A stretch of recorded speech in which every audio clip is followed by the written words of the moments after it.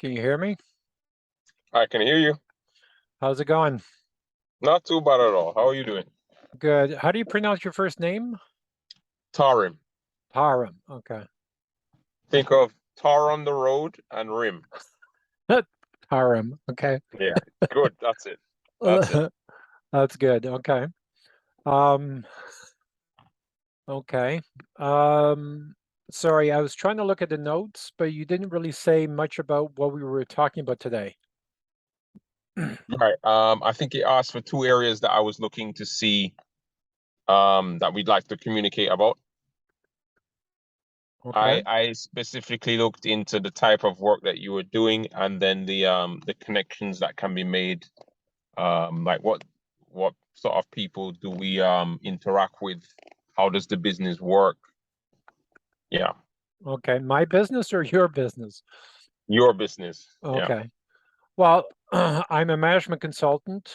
We help companies to become more profitable. We've been doing that for 40 years. Most of my clients are in the construction, renovation industry. We do have some clients in manufacturing and automotive and a few other industries, but mostly in construction. Okay. So, All right. and Yeah. what is it you do? Construction and renovation. Okay. Yeah. And how long have you been in construction? Since 2018. 18. How many employees? No employees at the moment. Okay. Mhm. Okay. I became incorporated fully last year. Okay. I had a sole proprietorship before, and then I stepped it up a level to incorporate last year. Okay. Do you Yeah. plan on stop working with your hands? Eventually, yes. Okay. Yes. When? Before or after you die? Before I die.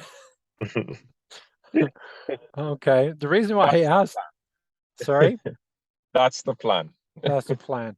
The reason why I asked that is because everybody says, they would like to get off tools, but then they never do it. Then they Yeah. destroy their bodies, then they have no choice, right? Right. So, I mean, the construction industry is a very profitable industry. I mean, I made my first million in the construction industry before I was 25 years old. So, Hmm. but guess how long I worked with my hands? Let's just say you probably stopped in your 30s, right? 50 minutes.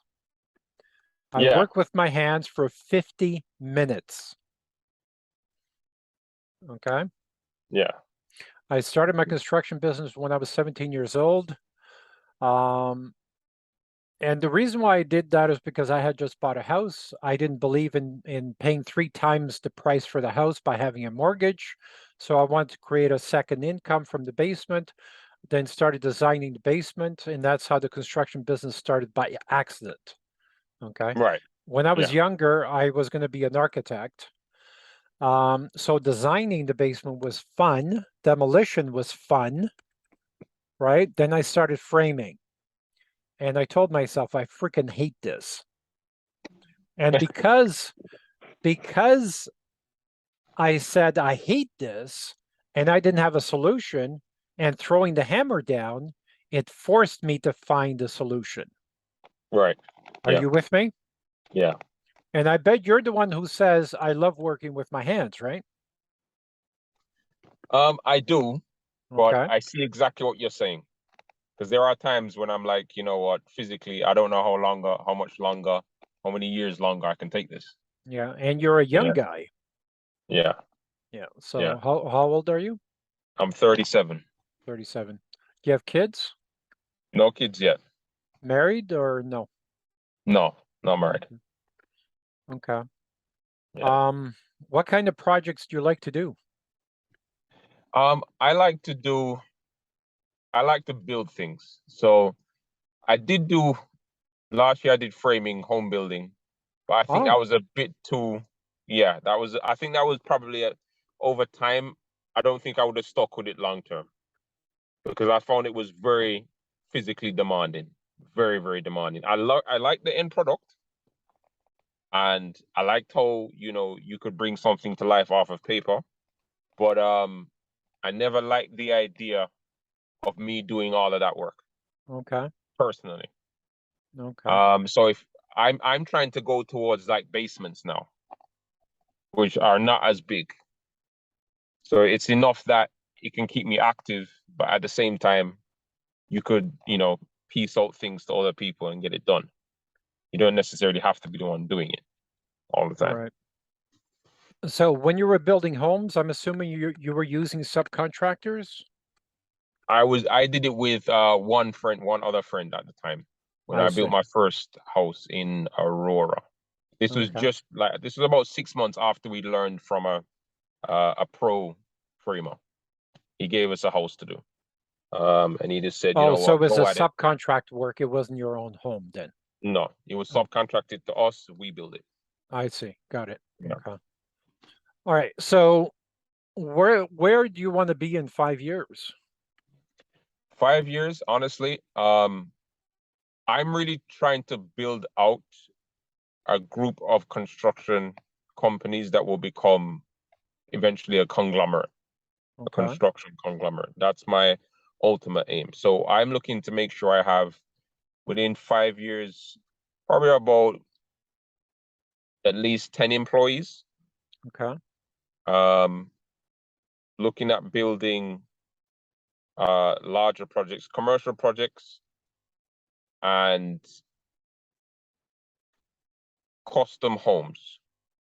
Okay. So commercial projects, custom homes. Further out, eventually the end goal is infrastructure projects. Further out, further down the Like line. sewer systems and Sewer systems, roads, okay. hospitals, schools, larger projects Okay. that benefit the public. Okay. So I can't really help you with infrastructure type projects. It's not my sweet spot. right. Um, but building custom homes or building basements, yeah, we can certainly help you there. Especially custom homes because they're so profitable. Hmm. And we can help you develop those relationships with the people who need the custom homes, 2 to 5 years down the road. Right. That's what we do. But before we get any further, someone must have asked you to talk to me. That Yes. Okay. How did we get Yes. on this conversation is what I'm wondering. I was contacted through LinkedIn, and I will give you the name of the person right now.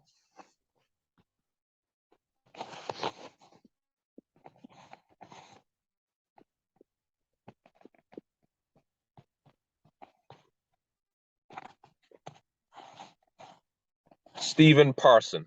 Oh, okay. All right.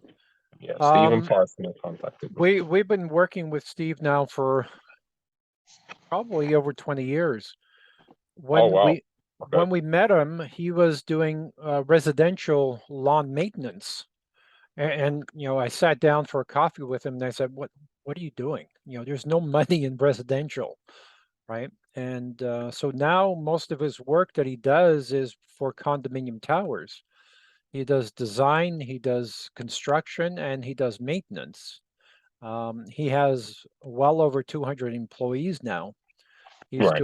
He's doing major projects, um, and yeah, finally he has quality of life. So, and Yes. a lot of times he works from his cottage in Muskoka. So he runs his business from Muskoka. He doesn't let anybody else know that, but that's between you and I. Right. But really, that's what you should be doing as well, in my opinion. I mean, the construction industry is very profitable, but working with your hands is not. I agree on that. I agree. Yeah. I Yeah. agree. Um, I mean, you said it yourself. I mean, if you were gonna, you said you like to take paper and make a reality, right? Yeah. So if you believe in a blueprint, because the reason why an architect takes so much time and energy to create a blueprint, it's to eliminate 99% of the mistakes, right? Right. And moving a wall on paper is easy, right? Yeah. But building a wall, then saying, oh, okay, this room is too small. We need to move this wall out 10 feet. Now it becomes more expensive, correct? Yes. Okay. Well, the same thing applies to businesses. A business blueprint is how you eliminate 99.99% of the mistakes Right. before you launch the business. Okay. And the business blueprint has 33 chapters in the textbook. Okay. So, and most people believe, well, I would never hire anyone without experience. Then they turn around and hire themselves to design and build a business with no experience. Could that explain why there's a 96% failure rate in businesses before the Yeah. virus, Yeah. right? So, I mean, if you were, if you wanted to have a custom home built, you want to hire the best custom home builder you can find, right? If Correct. you want to create, sorry, if you want to design and create a business, you want to find the best business designer you can find, or else you're going to waste 40 years trying to do it on your own by trial and error. Yeah. And by the way, that's a real statistic. It generally takes a general contractor 20 to 40 years to get to $20 million. When that same contractor has the right tools, like Steve Parson, as an example, and by the way, he's been in business for over 50 years, right? We accomplished more in 10 years than he did in the first 40 years. Mm. Okay.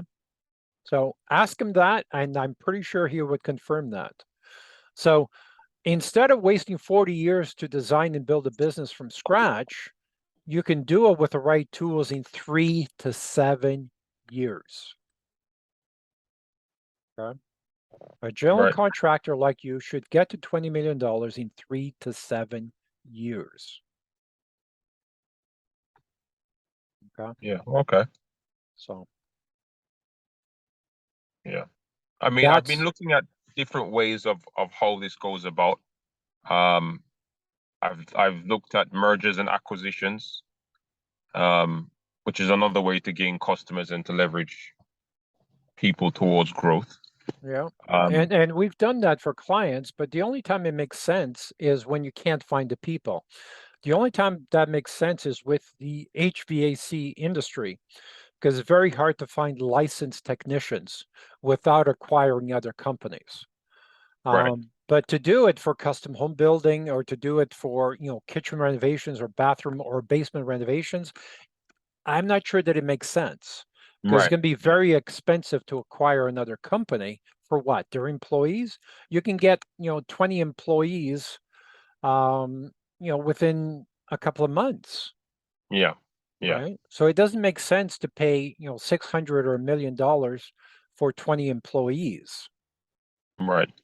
Okay. Yeah. So, I Yeah. mean, Only really when you're looking at, like, as you say, HVAC or those specialty areas, electrical, um, or you're going into like the retail side of things, like a flooring company that sells flooring or whatever. But yeah, as you say, people, you can get people. yeah, You can you can get get people. good people Yeah. when you have the right business blueprint, when you have the right systems to attract quality people and keep them happy.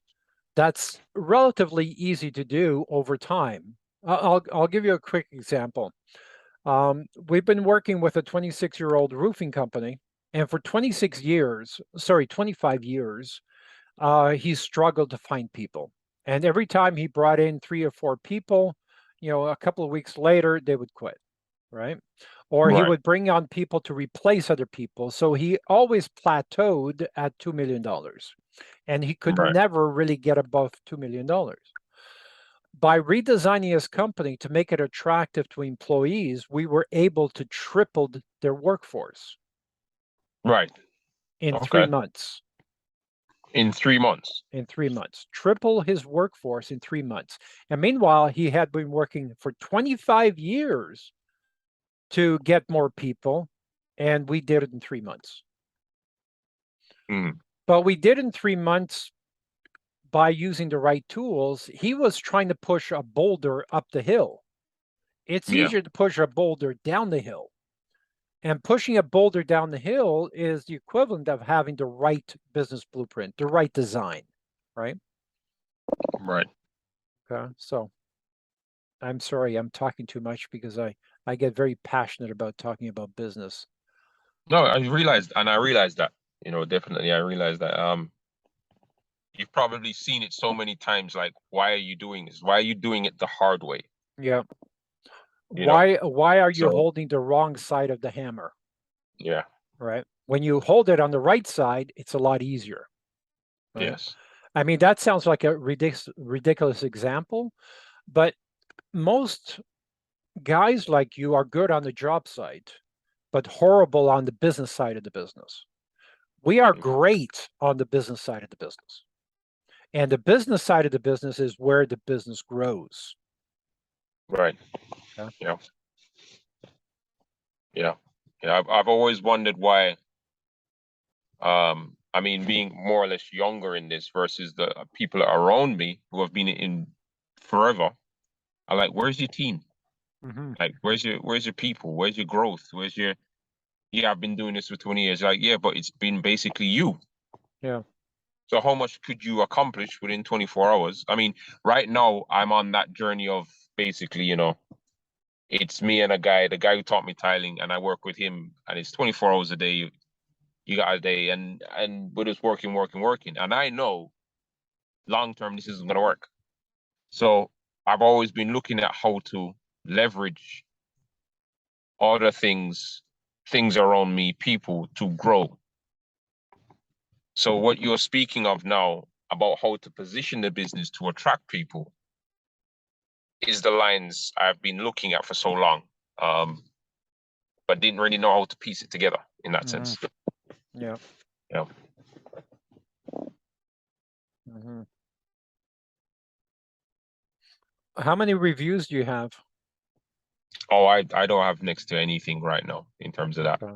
Yeah. Yeah. You need to change that. Branding is a huge part of the construction industry, especially on the residential side. It's a huge part of it. You know, it's part of your trust foundation. It's almost impossible to trust you without it.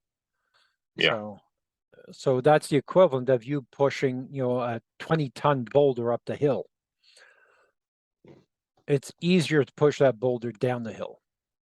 Yeah. Yeah. Yeah. It was only even recently, that I actually even, and literally a couple of months ago, that I actually even came up for a name for the thing. It was up to then, it was an Ontario corporation, and that was it. That's the Okay. number. Well, that's fine. You And can have a numbered Ontario corporation as a holding company yeah, operating as something substantial, right? right. Which is what I've now done is like, no, this needs name, this needs character, this needs brand. And that's when I eventually sat down and yeah, the name came up and it fit.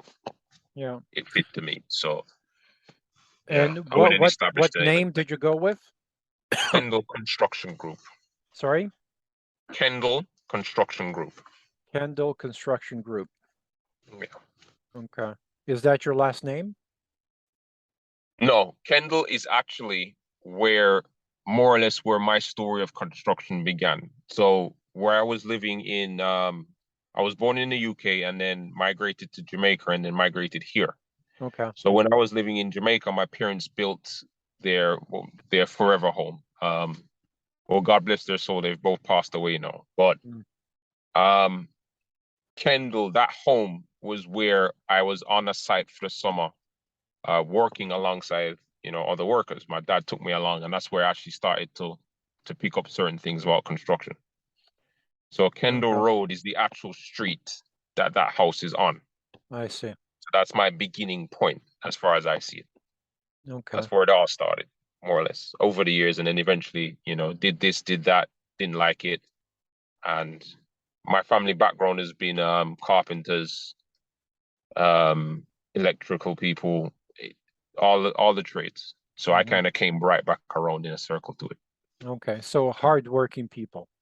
Yeah. Is there a difference between hardworking and working smart? Oh yes, there's a profound difference between the two. Okay. So how committed would you say you are to building a successful, let's say, let's call it a custom home building business for now? How committed are you to getting that done? I'd say I'm quite committed because it's been an idea in my head for quite some time. From 0 to 10, I would say about 7 right now. 7. Okay. Why a 7? Um, my one of the things I always, and maybe I doubt myself too much at times, is that I feel like as much as I don't have to do the work, I should have some knowledge of it. Sorry. So at least I understand, what I'm looking at. It's essentially where I am right now in terms of experience. I think I'm at that point where I can understand enough of the right from the wrong in all of the areas. Um, and I feel as though I'm getting to that point now where I can start to push myself forward Okay. versus where I was before, where it's like I'm just the guy that's trying to pick this little piece up here, this information here, that information there. I'm feeling more like, yeah, something substantial is there within me now. I can start to Okay. push myself. Okay, so what kind of steps would have to happen for you to go from a 7 to a 9.5? I'd have to have, as you say, a blueprint of how we're gonna build this thing out so that yeah, we are creating these custom homes. We are doing this work. Okay. Well, what about having the business blueprint, the aggressive marketing system, the system to attract, motivate, and keep talented employees, and the other 33 chapters, the other 33 tools, including potential clients who want custom homes? Would that bring you to a 9.5 or 9.75? Yeah, that would. Okay. Then I would suggest that's where you start. Because just having, a well-designed business without customers, it's useless, correct? Correct.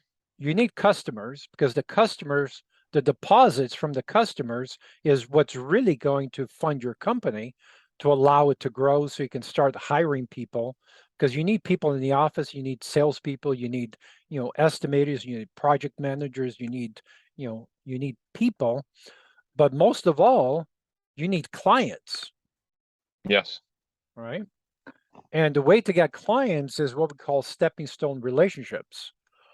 And they come through architects generally, or interior designers, or other contractors, because a lot of times, my clients are renovating a home so they can sell, right? If they sell, it means they need to buy or build, Right. Yeah. right? So we need to find the people who would love to, move out of the city and build a house in the country, or buy a lot and build a custom home, right? Right. We need to find those people. Yeah. Yeah. Because Right. I have worked on in the winter. I did work on custom homes, with a framer. And I think that was where my appetite really got wet for. Yeah, I want to be able to do this myself one day. Not do the physical work as you say, but do the projects and have them done. My company did that. My employees did that. Yeah. But yeah, And what you could do while you're designing the business blueprint and creating all this, even though you're a custom home builder, there's nothing stopping you from, doing kitchen renovations, bathroom renovations, basement renovations, right? To get the cash flow going until right, you can get your custom home done, right?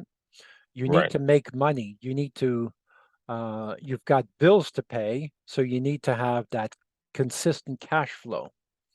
yes, Okay. yeah, And at the same time, you're building reviews, you're getting video reviews because text reviews are only worth so much. And you're building the credibility And let's say in 12 or 18 months, then you start building your custom home. Trying to only build custom homes from scratch from day one, I believe it's unrealistic, especially without credibility and without, having some real work to show. But when you can show, hey, I've done this kitchen, I've done this addition, I've done this basement, I've done this, I've done that, um, then you can start building the interest with the architects to say, yeah, okay, I'll trust you with a home, but I'm going to keep a close eye on you, type thing. And when you get a Okay. start like that, then you turn one into two, into three, into five, into seven, into 10, and so on. Right. So we've Right. done this for 40 years. We know the easiest steps to do this. Okay. So as you say, the gatekeepers are the architects in terms of. We call them stepping stone relationships because Yeah. the architects know the people who want the custom homes, right? Right. Because most architects are in high demand. And a lot of times you're getting referrals from the architects to the people who want the custom homes. Right. Yes. So, Yes. and we Okay. build a lot of relationships with architects. We help a lot of architectural firms um, upgrade their businesses. One of the firms has 450 architects in-house with multiple offices around the world. So That's big. that's the type of That's projects. Those are the type of connections. Those are the type of referrals that you need. mm. So where would you like to go from here? I'd like to know how I can scale going forward. Like how will I get to, if my goal is to build custom homes, what are the things that I have to do, the stepping stones that I have to take Kendall Construction Group from where it is to having that? You have to do about 30 things at the same time. But I understand, most people have budgetary constraints. So you have to prioritize what needs to be done. Okay. Right. So your current business has to be redesigned so it's profitable because it's your current business that's going to fund the new business. Right. Okay. So we've been analyzing businesses now for 40 years, and there's always unused horsepower under your hood that you don't even know is there. And that's what we use to create a self-financing company to get more profitable jobs, and those profitable jobs get more profitable jobs, and you keep self-financing the company by turning over jobs. Does that make Okay. sense? Okay. Yeah. So, and I would suggest you specialize either in kitchens or basements or bathrooms or whatever it is, or specialize in commercial work. But it's a little harder in commercial work because now you need cash flow to finance these jobs. In residential, you're getting payments in progress, right? So Right. each job is self-financing, and Yeah. that's why it's easier in residential. Yeah. We'll go the turn is going on right now towards basements.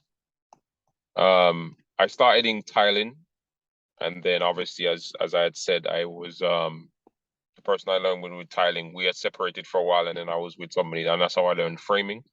But I'm with the person who's doing tiling now, but he says he wants to go back into basements, which is the Okay. area that I think has always been a profitable area Well, that very profitable area. I mean, you can go forward with.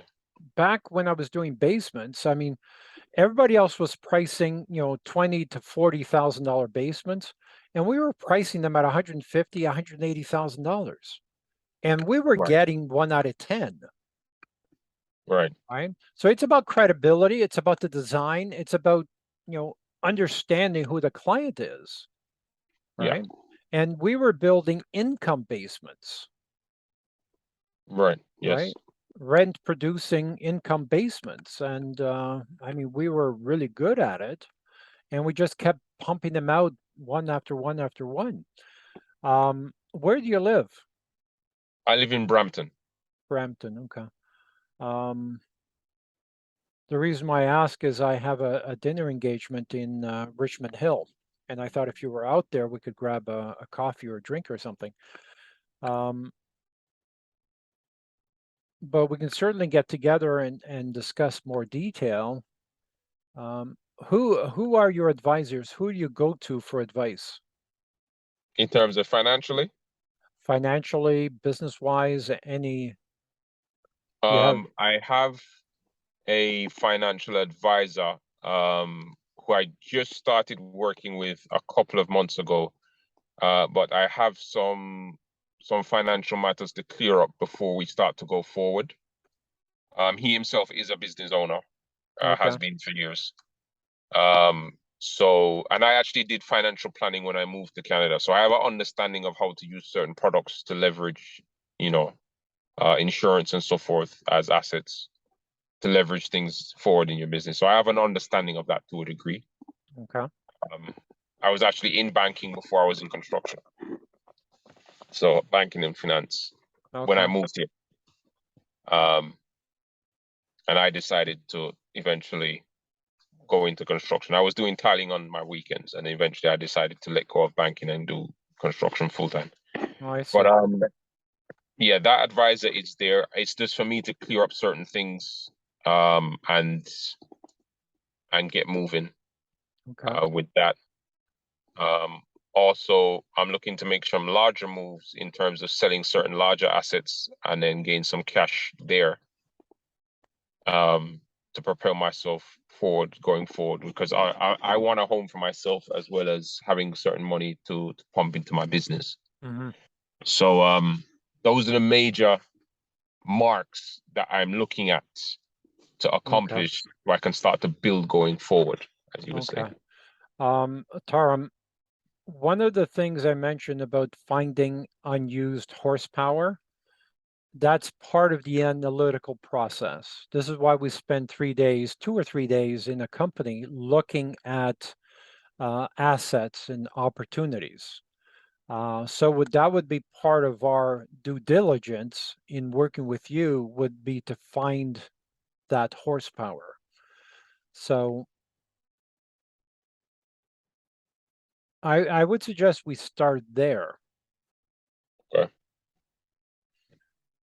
because a lot of people say, well, let me just clean up this stuff. Let me just do this. Then that's like cleaning a house before you ask the cleaning lady to come in. From my perspective, that doesn't make any sense, right? Part of the analytical process is to see what are the challenges and what are the opportunities. And when we look at a company, we look at everything, including Yeah. financials. Even though you're a small company, you're a one-man operation, even if you were a bankrupt company, I would still want to do the analytical process, because the decisions were made to create a bankrupt company. And we need to know what that decision-making process, or how you make decisions, that made you arrive at where you are today. Does that make sense? Yes. Okay. Yes. So why don't you give that some thought, and schedule another call for tomorrow or the day after, but try and do it before Friday, because momentum is crucial. Okay. All right. Do you have any other questions for me at this point? No, I think you've been very straightforward, very frank. Okay. Yeah, I Uh, don't have any questions at the moment. I'm sure you'll have some questions tomorrow. So schedule another meeting, Zoom meeting, and let's keep moving forward. Okay then. No problem. Thanks, Taram. We'll talk again soon. All right. So how do I schedule the next meeting then? The same link you used to schedule this one, just use the same one to schedule the next one. Okay. Yeah. Thank you. All Yeah. right. And all my contact information, I'm sure, was there. So, all right. We'll talk again soon. Bye. All right. Bye bye.